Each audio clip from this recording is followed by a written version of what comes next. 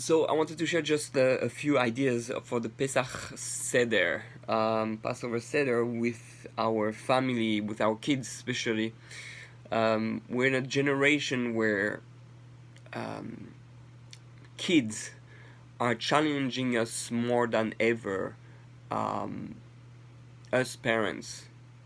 And in a way, it says that Lev Banim Alavos, that God will return the hearts of the parents through the hearts of the kids, which is very interesting. It's like our kids are confronting us directly. They are pushing us to the edge, to really ask the questions that we need to ask, right?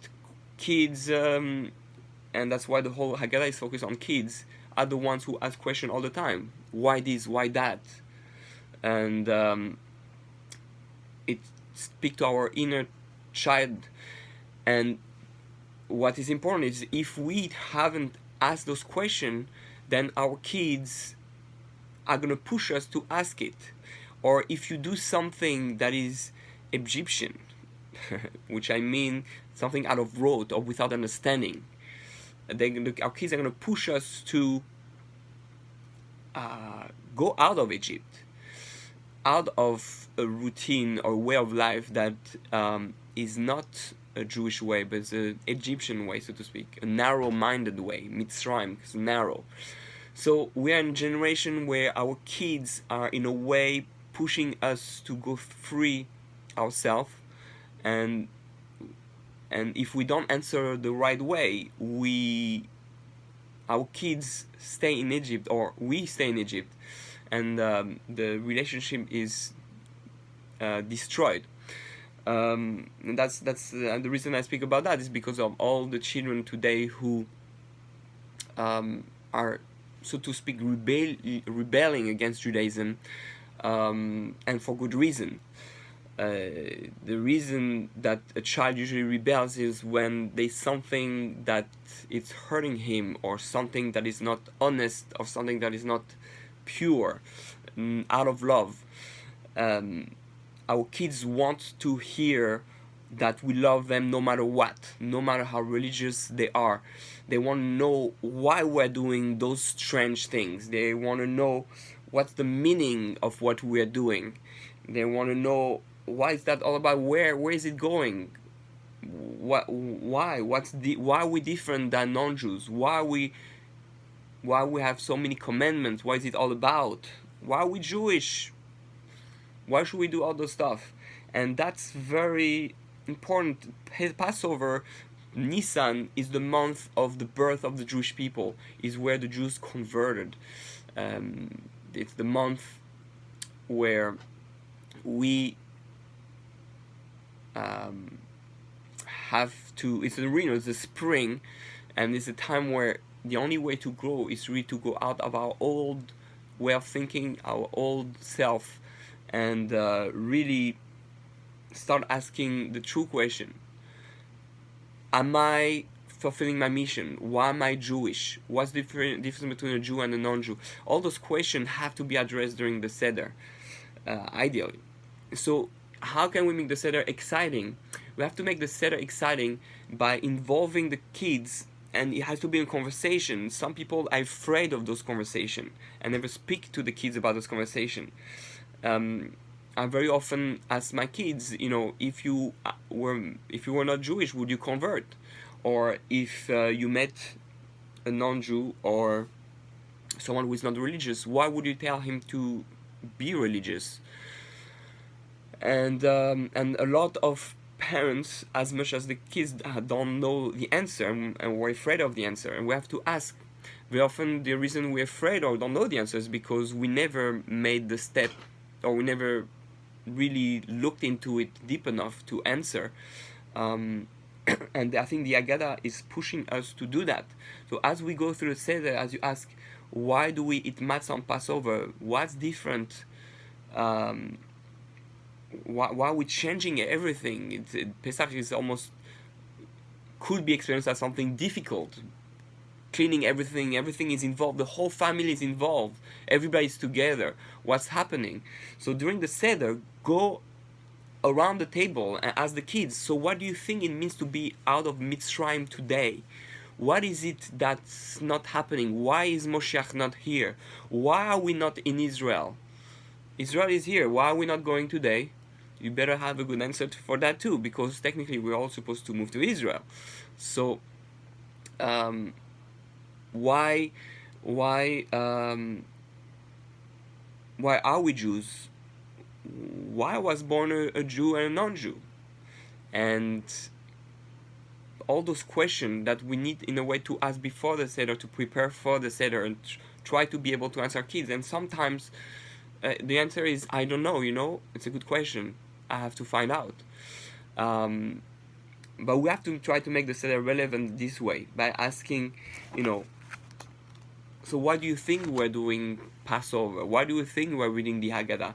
Why do you think we eat the matzah? What does it represent to us today?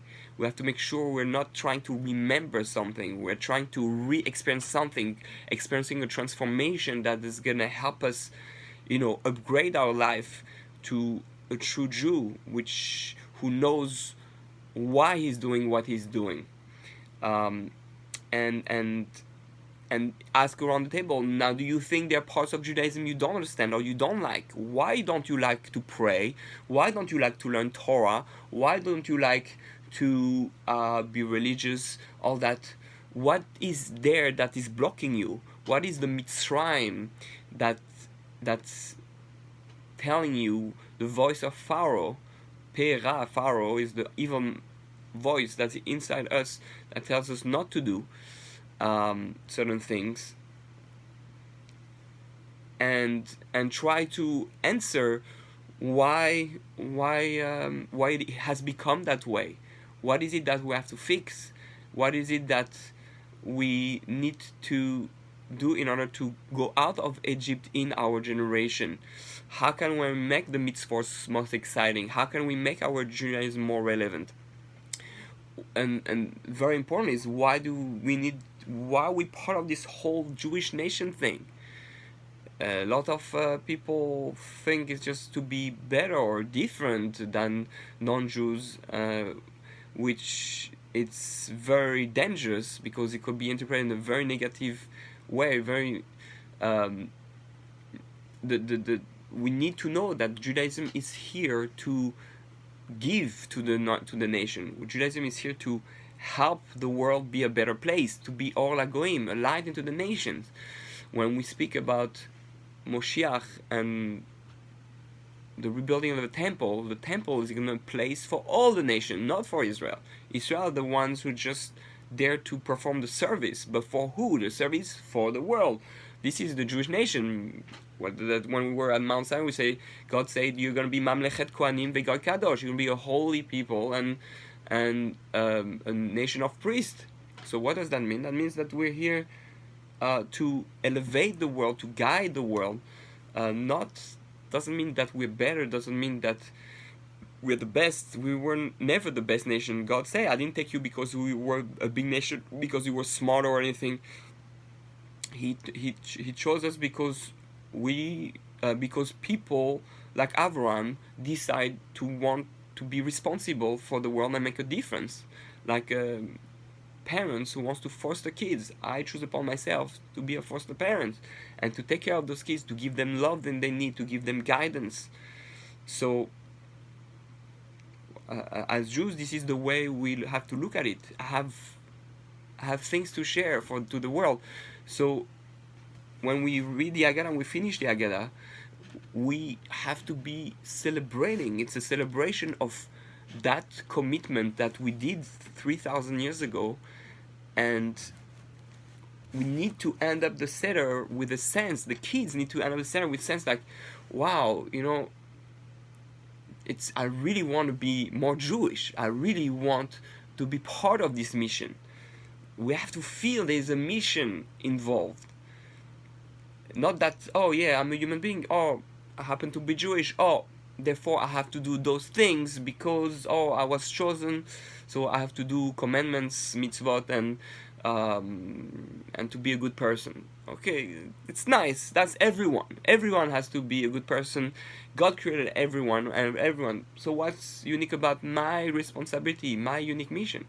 So everybody in the world, Jews and non-Jews, have a mission, and the Jews have a specific mission as a nation, and we have to end up the Seder with that, with understanding that that's our freedom to find ways to become better, find ways to be role models, find ways to accomplish our mission as Jews. So how are we gonna be a light in the nation when we go out tomorrow after Passover, and how we're gonna be free to express ourselves? How we free? How can you explain to a non-Jew how to communicate with God if you hate praying?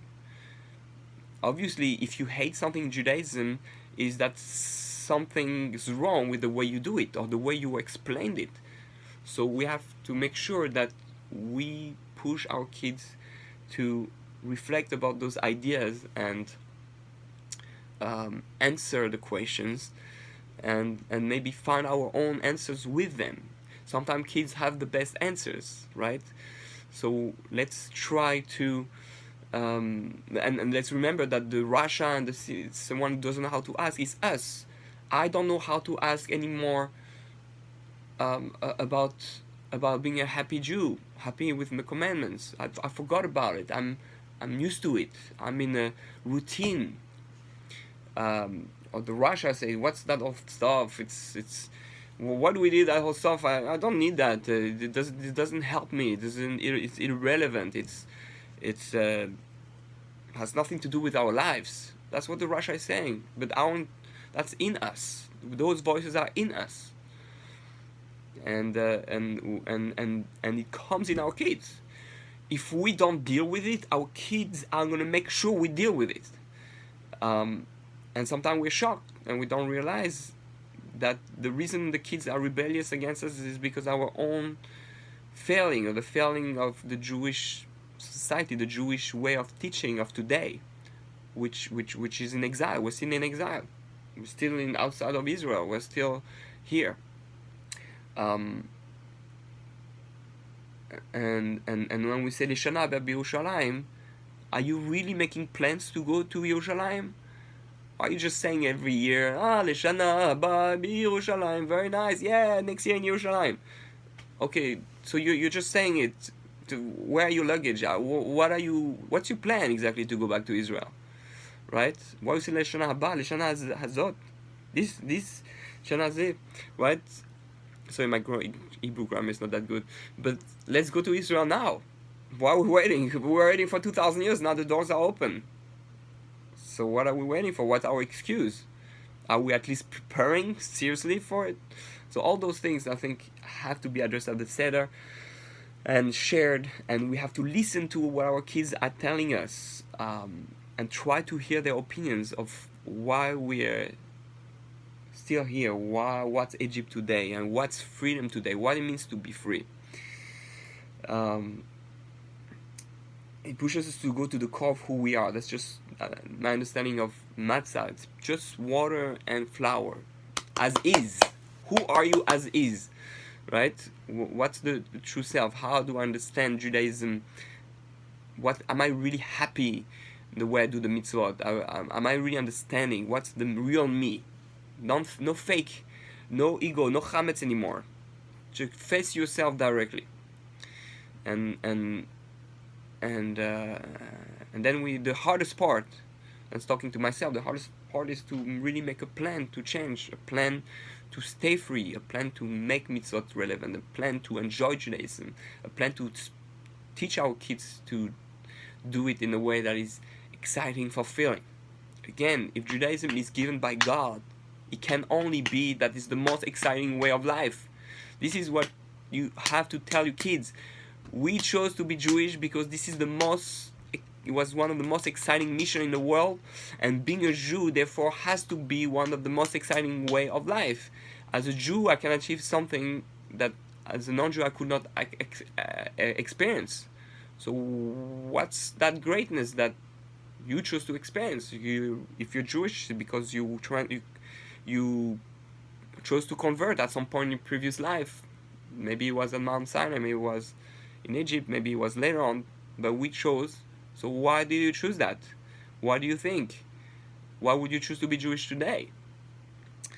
So may we all be successful parents and successful questioners, and listen to our inner child, listen to our children, and make it really relevant. That's the way you can do the Seder of Passover exciting, because the kids are gonna see they're part of the Seder. It's now.